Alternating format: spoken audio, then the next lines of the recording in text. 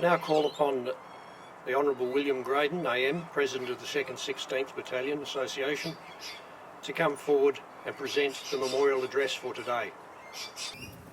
Ladies and gentlemen, distinguished guests, we are gathered here this morning before the 16th Battalion Memorial to commemorate the 70th anniversary of the Kokoda track campaign.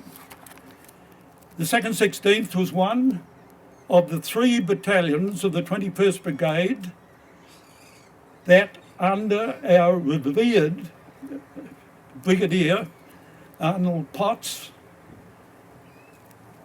repulsed the Japanese on the Kokoda track. That campaign, more than any other in Australian military history, had huge implications for this country and for the outcome of the war in the Pacific. It was a campaign fought on Australia's doorstep in New Guinea by Australian troops, opposed as they were by numerically stronger, battle-hardened and a better equipped Japanese force.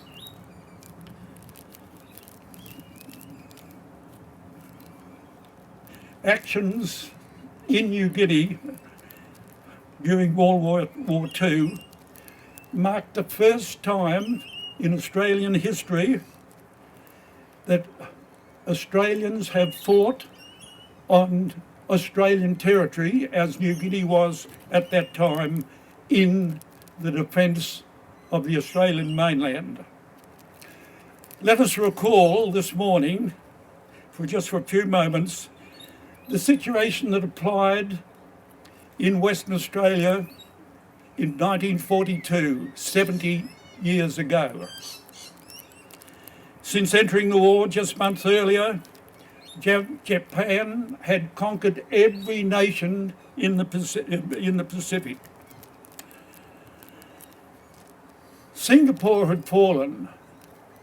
The remains of 4 Australian divisions, 60,000 men, were returning to Australia from the Middle East and other areas.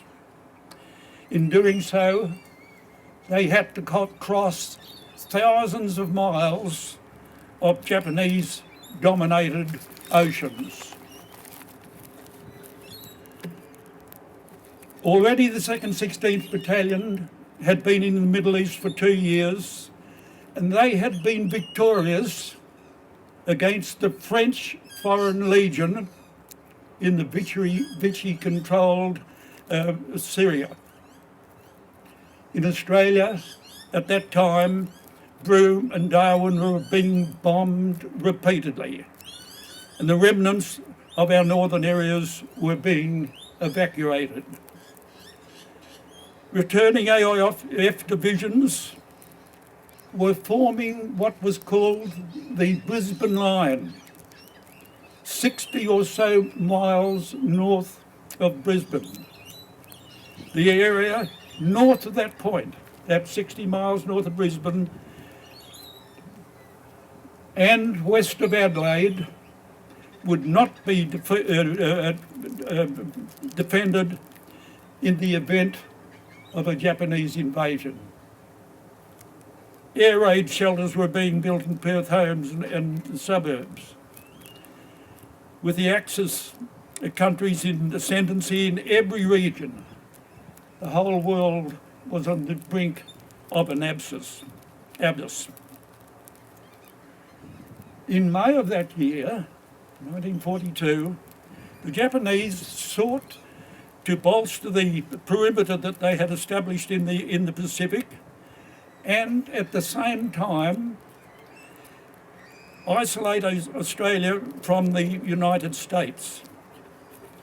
They intended to do this by embarking on a seaborne operation to capture Port Moresby with its airfields in New Guinea, from where they could dominate the Coral Sea and prevent the shipping, etc., between America and Australia.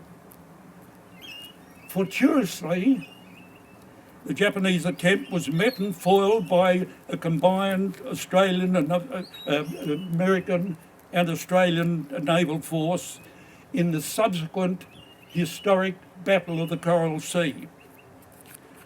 Thwarted in the seaborne attempt, the Japanese then set about establishing a beachhead at Gona and Buna on the northern coast of New Guinea in preparation for an overland assault on Port Moresby. From Port Moresby, with its 2 airfields, they could dominate that area, or the Coral Sea. The subsequent assault of the Japanese between Ishiwaba and Iribaya on the Kokoda track across those huge ranges and to within 40 miles of Port Moresby was met by the 3 battalions of the 21st Brigade.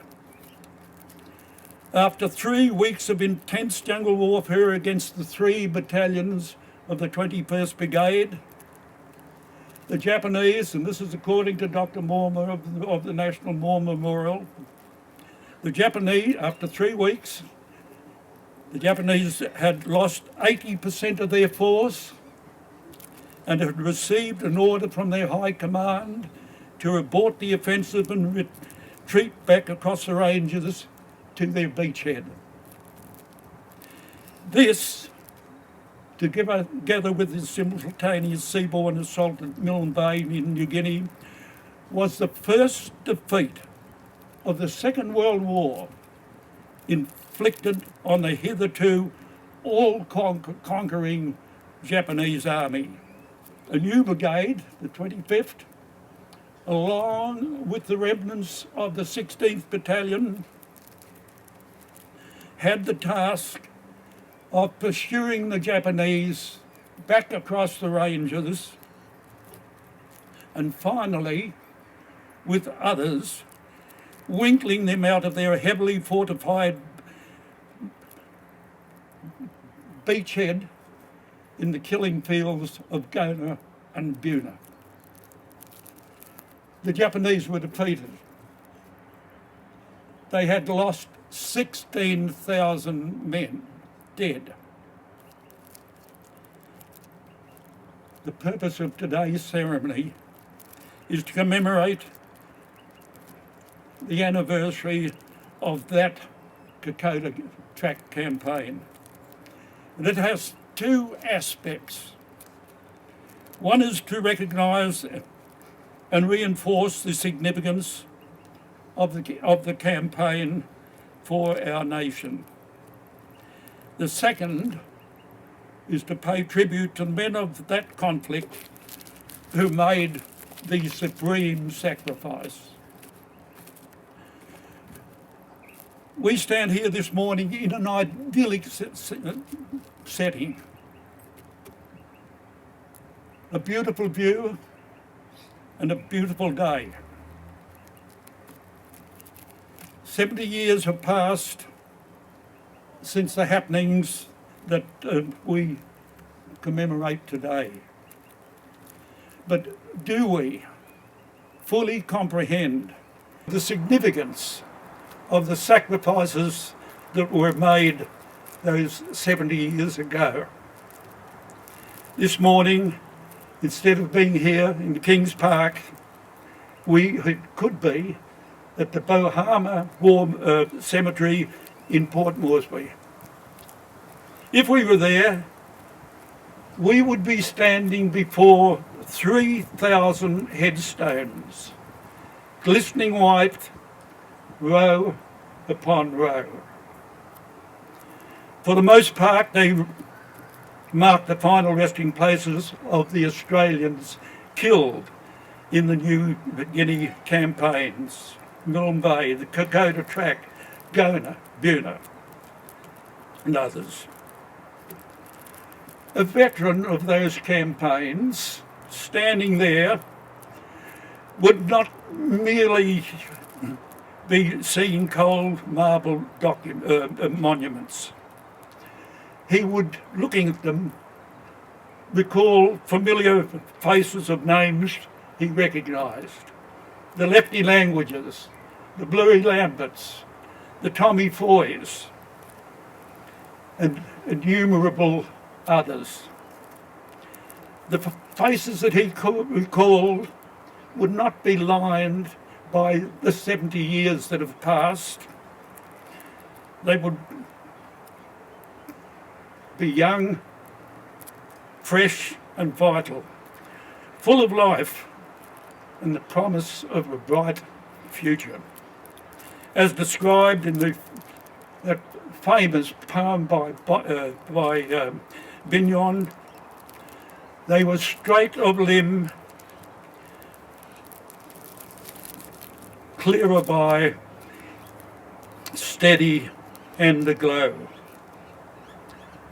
70 years have ago, the more than 3,000 men that lie in that cemetery, so many of whom were West Australians, made the supreme sacrifice.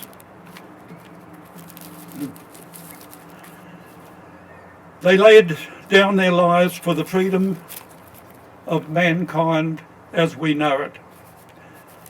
They were civilian soldiers from all walks of life.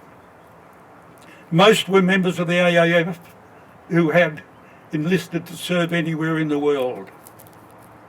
For the past 70 years, those young men could have lived among us, partaking of all that life has to offer. Family, goals achieved, contributing to society. That was not to be. Instead, they rest forever in that distant land. That is the magnitude of the sacrifice that they made for us. In doing so, they have achieved immortality. Our debt to them can never be repaid, but services such as this one that we're holding this morning continue to ensure that they will be forever remembered by the grateful people of this nation. Thank you.